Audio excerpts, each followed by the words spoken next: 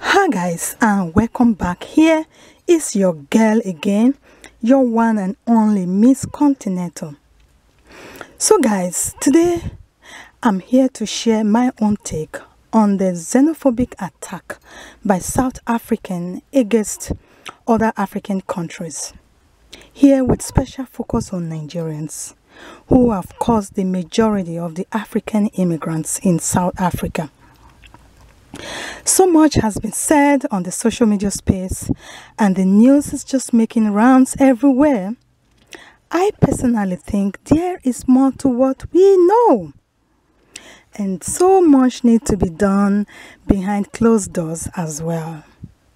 So, for this madness, this whole madness, to at least for the now to stop, the leaders need to talk.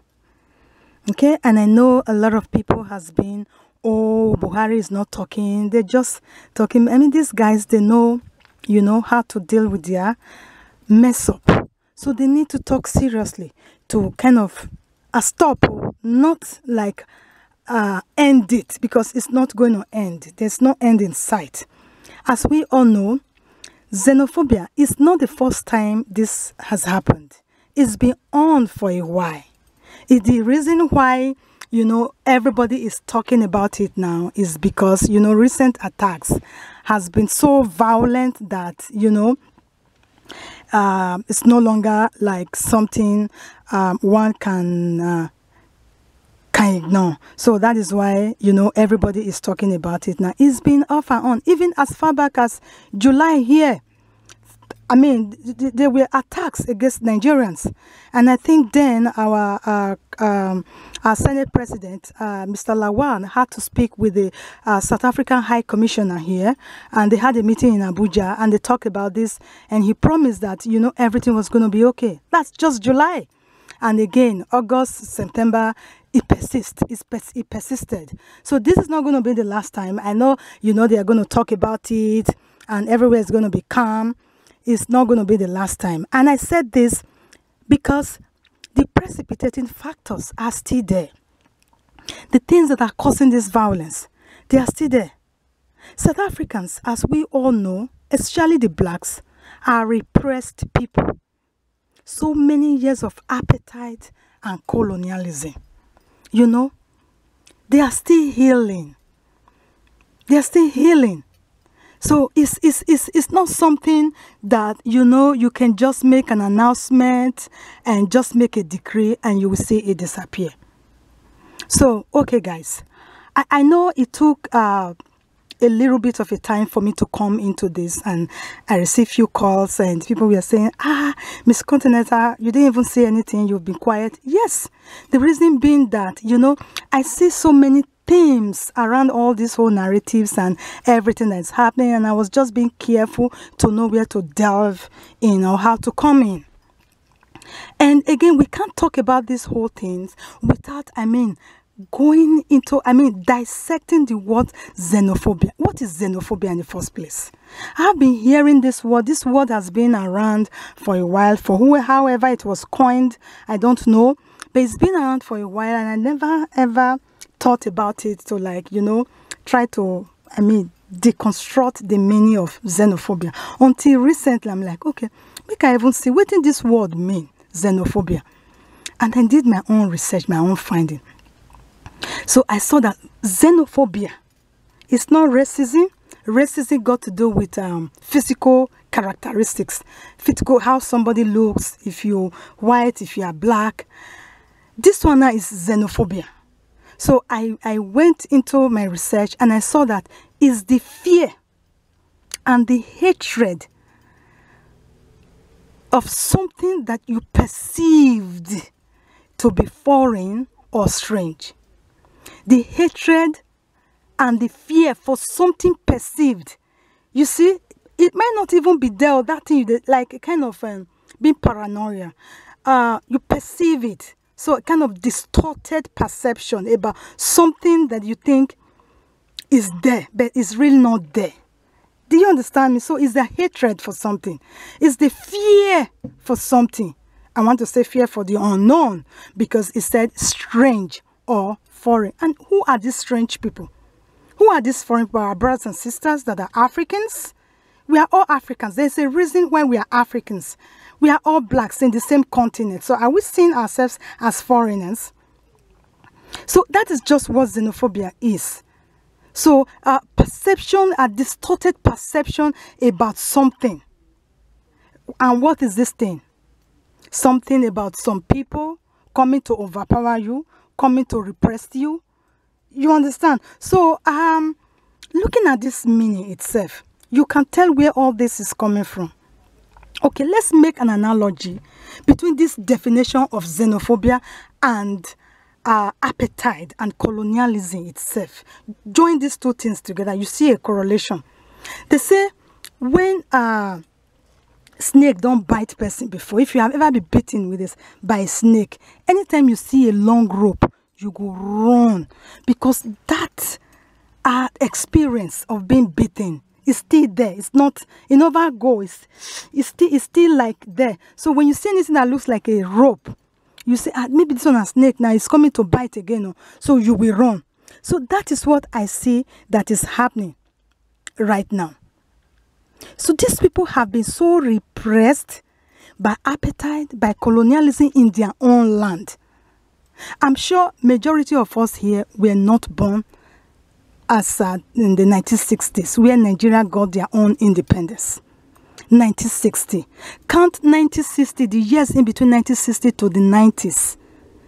The South Africans were still under, you know, harsh, toxic rule. You understand? In their own land of Africa, they were not allowed to have own lands. In their own land, you can imagine Nigeria where we did now. You are in Nigeria. There you are not allowed to own lands. Hey, your father's land, your own country, mother's land. You cannot own land. Then you can imagine. South Africans, they went through all these things. So guys, just before you start thinking that this woman don't come again, she's always playing the devil's advocate. I'm not here to justify the killings of our brothers and sisters in other African countries. And neither am I here to undermine the experiences, the lived experiences of the South Africans. For those of us who were born, we were already born in the 1990s. I'm sure we are aware of what happened to these people before Nelson Mandela became the first democratic elected president of South Africa. So, these people were in their own land. Before they travel, there's something we call the pass laws. So, okay, let me use this. You are in Nigeria or you are in Ghana. You are going from Kumasi to Accra. You need something to identify yourself. Really.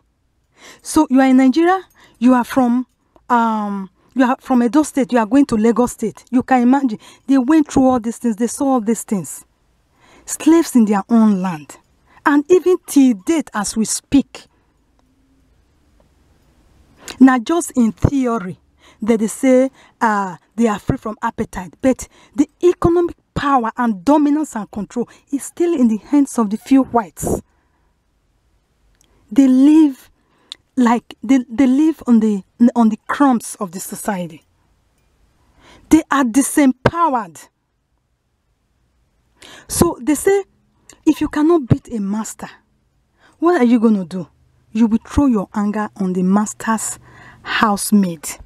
This is exactly what I see is going on. And that is why I said, whatever is happening now, it's not going to be the last time it's going to happen. Because it's been happening before.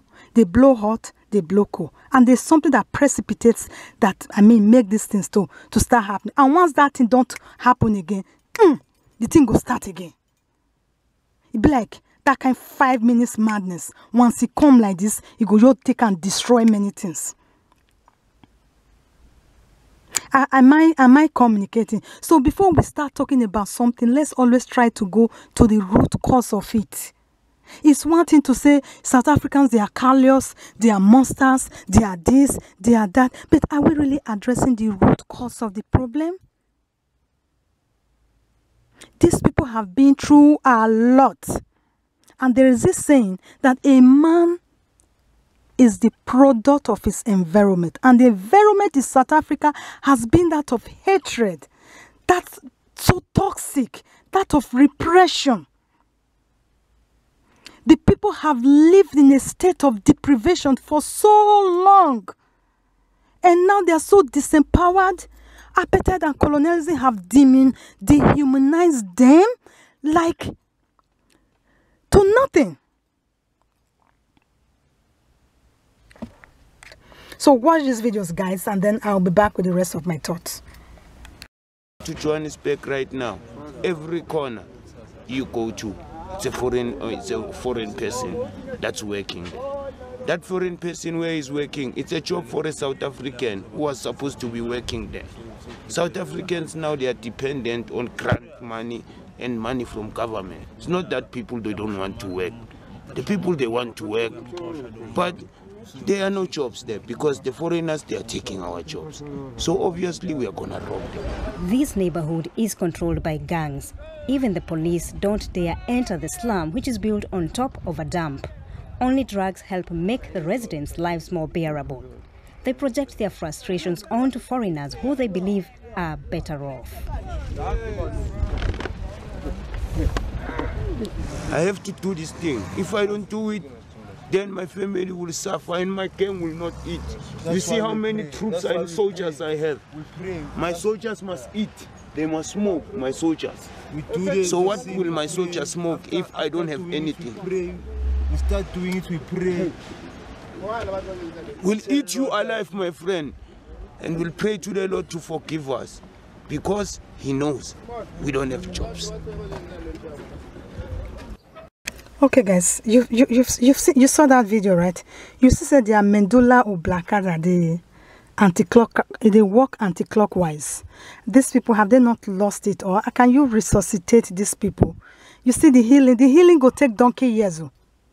So these are the kind of people that are melting this kind of... they are not even hiding it. They are not even hiding their face. I mean, we are talking about Nigerians, violence in Nigeria. At least, all those Boko Haram, they say they hide their face. So, whatever you call them. This one's Koro, see me, see you. That is the government themselves. They don't lose control. They don't get power. Even the police themselves. They don't lose control. It's now a state of anarchy. South Africa is driving towards the state of anarchy. The government don't lose control. Okay, look at them. The new Donald Trump now in Africa. I'm talking about the Deputy Minister of Police. Look at his response to the violence that is happening. Even he himself, he shared the same ideology as those criminals that you just watched. He shared the same ideology as them. So he believed that 80% of the population, they want over... Hey, Jesus Christ, what an ignorance. I think I will make a better minister than that guy. Make South Africa call employment services.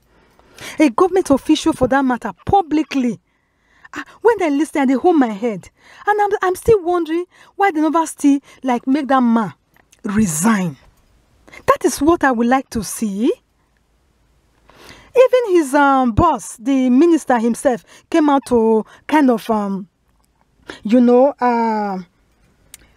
withdraw his statement. And, try to make it look nice. The deputy came out again saying, I owe nobody apology and no regrets for what I said. I mean it. Which can contribute that? And he is not terming this as xenophobia. Even the minister himself say this is a criminal activity, it's not xenophobia. And the president, they talk another thing. So from what is happening now, you will see in Nigeria, we are blessed too. They talk of Buhari, the kind iron fist where Buhari tell they rule that country. If not be that one.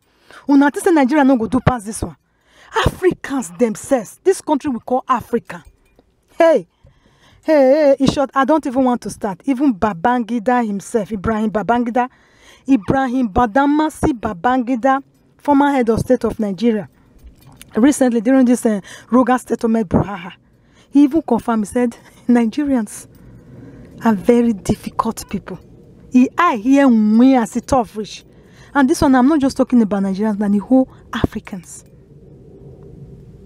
The only people in Africa, when me see say their head cool, they get cool, they are cool-headed. Maybe the Ghanaians, the Kenyans, all those ones, their head, they're cool, well. But, and maybe there are still other countries, I'm still here to know. But, these are one Nigeria, or Gidi Gang for inside. Eh? And me constantly South Africa now, Atwale, I say, they themselves, it blessing na they, hey, the thing they surprise me. I'm not talking about Libya. So you see, all these African countries, if their leaders no stand where, they anarchy, state of anarchy. So as far as I'm concerned, Nigerians, we are blessed. We are still the envy of so many countries. You see how our government, they feel they tame us. A thing like this will not happen. Hoodlums will not go fit come out like this publicly. They act like this. They blame people for their misfortune. It won't happen in Nigeria. Nigeria will strive wherever they go. South Africans, they did their own country. They no fish. Now, may they can't go another country. No wonder we not see them fish out for Nigeria kill now. Now, the time they came to Nigeria was how many years ago? Before Nelson Mandela was in prison. And after that, he became the president. Everybody, they ran back home. Since they don't feel come out because social welfare, thank goodness, at least they are living on the crumbs of the society. That one can sustain them. They can't. If you see the few that I see around in Canada, they are so, I don't know how to say it. They be like, you go even see the repression in them. They know they've lost it all. So, okay, back to our Donald Trump of Africa. The Deputy Minister of Police. Now, God will help you. I don't know what to say. But one thing I know, that guy should be forced to resign. If you see those are the kind of people they have in the government of South Africa, that reason the same way like hoodlums do, then, my brothers and sisters, you want to consider coming home. It's all settled. I bet just disregard whatever settlement is in place right now. And thank goodness that one Chief Allen Oyema and one of the owner of airlines in Nigeria, I think Air Peace Airlines, Chief Allen Oyema, God bless you, sir. He has offered to like release his private jets to bring his trusted Nigerians and South Africans back home. And I trust my people, they're not going to come more abroad. Hey, this abroad matter. They will not come. Free ticket off. Pack your load and come home. You heard what the police commissioner said. That alone in itself, don't tell you, say you are on your own. Forget about waiting Buhari want to. Buhari does not live there. Who don't die, he don't die. Come home. You will survive. Come home. You will get help. At least those people that were returned from Libya last time now, at least the majority of them, they got help. Go to some of all these churches. Go and meet Apostle Suleiman. Go to synagogue. Go to, there are big charity organizations back home. Go to them, let them know that you are one of the survivors of the South African attack. They will help you to stabilize. And live there and come home. And this one, they pay me for the matter. Okay, you don't want to live and you don't want to hide yourself. That brings us to the issue of our Nigerians there. Okay, earlier on I started by saying, I don't want to make this video long. Oh my goodness, I don't know. I don't want to go so far, but there's so much to talk about. Okay, now we finished with the South Africans and their repressed life and the learned helplessness, because when you are dealing with, they say to whom much is given, much is expected. When they're dealing with people that have lost it, just forget about them. Think about how to safeguard yourself now. Okay, you that is sane, mentally alert, you still have so much potentials. And you see what is happening, what the people have vowed to do. And you see what the Deputy Police Commissioner, now allow that minister himself, when they can't talk, say they will, now the same thing they build. And the president, he no get any say. He cannot handle it. He cannot deal with the situation. He's just saying all those things so that people will not look at him as weak. But you, to your tent, O Israel, Chief Allen Oyema now has offered to bring his private jet. Pack your load, come home, because head when they life. Now they look for money. Once you are dead, you not see this money again. And come home, my brothers and sisters in South Africa. That is all I can say at this point. Because the people now, they are crying that you are making them poor. You've taken all the jobs, of course, which we all know is not true. You people are doing your own businesses. Now, business they do for that side, self-employed. You are discovering, many opportunities that they are blind to.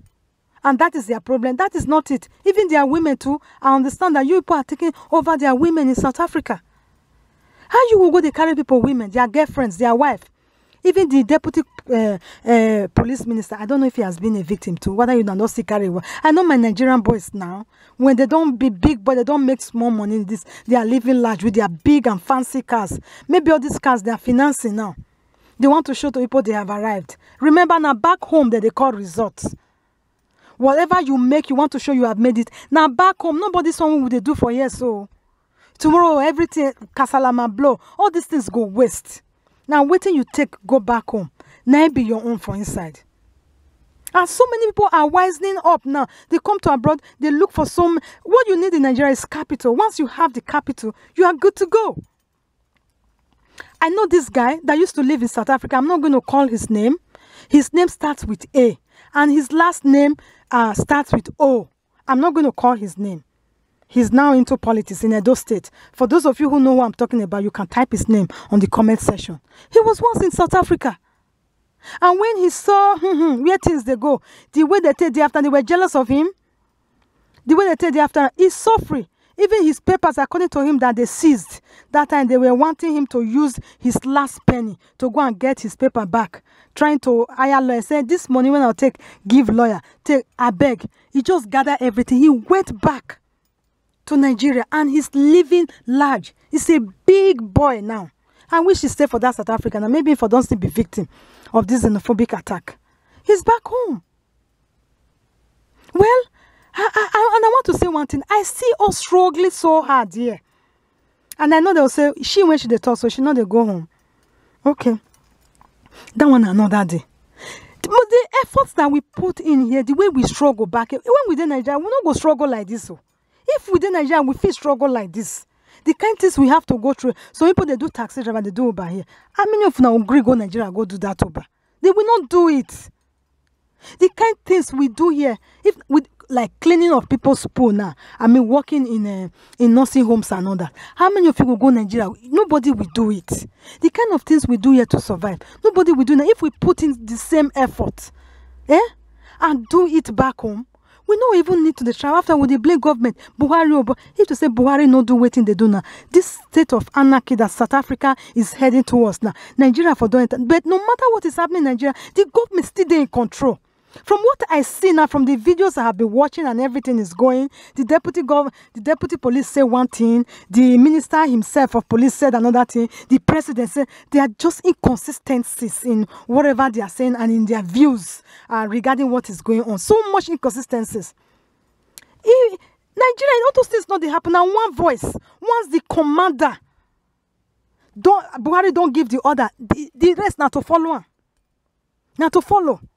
There's so much, Nigeria, let me tell you, they say prophet does not have value in his own land. Nigeria, to the face of the world, still an enviable country. We are so much in control. Now, we not just value waiting we get to. I'm proud of Nigeria more than ever. Seeing what is happening in South Africa, hoodlums showing their face, here they smoke. My boys, I need to feed them, my soldier. Nigeria, don't they show their face like that now? At least they go still marks themselves. Because they fear the powers that be. All this one in South Africa, they don't fear anybody again. They don't get respect. And look at what their police boss, the deputy Kinikon of police, look at what he's saying. Even myself, we are never hold government position for any African country. I will do better than he's doing. Make South Africa come employ me. Not even diplomacy. He's not even the diplomatic in his what he's airing out there in the news. They talk anyhow. Really? The few white people when don't dominate you, tie your hand in your country. You not fit talk to them. You not fit fight back. Now people when come they, I mean, discover opportunities for now them. Instead of you to even learn from them. You they talk, say 80% is, oh my God, so shameless. You're so shameless, eh? Very shameful. Oh my God. South Africans, how are the mighty fallings? I used to have these perceptions about South Africans like, you know, representative of Africa. It's so disappointing. Now this one be Donald Trump in Africa. At least Donald Trump don't get sibling in South Africa.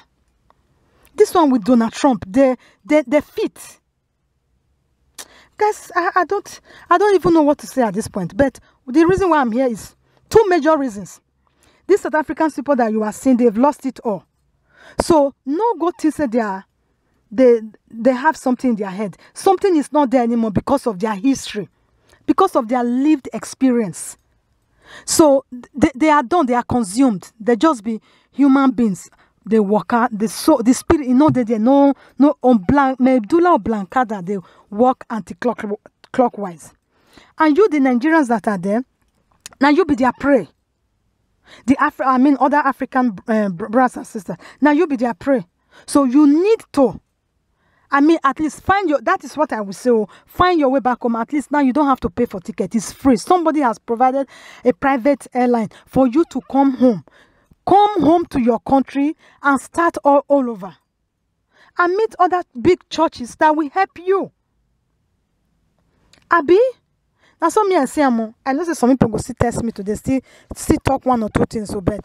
I'm just keeping it real according to my sister in America. Like, how else am I going to say this again? So I hope this helps. This is just my take on it. My brothers and sisters, please find your way home. Nobody will know if you make it. There's nowhere that you cannot make it on earth. If you are destined to make it, you will make it. But at least, even there, you don't make it, as long as you have life. When there is life, there is hope. So guys, I think I will end this broadcast here today. And please don't fail to subscribe if you are here for the first time. And thanks for stopping by.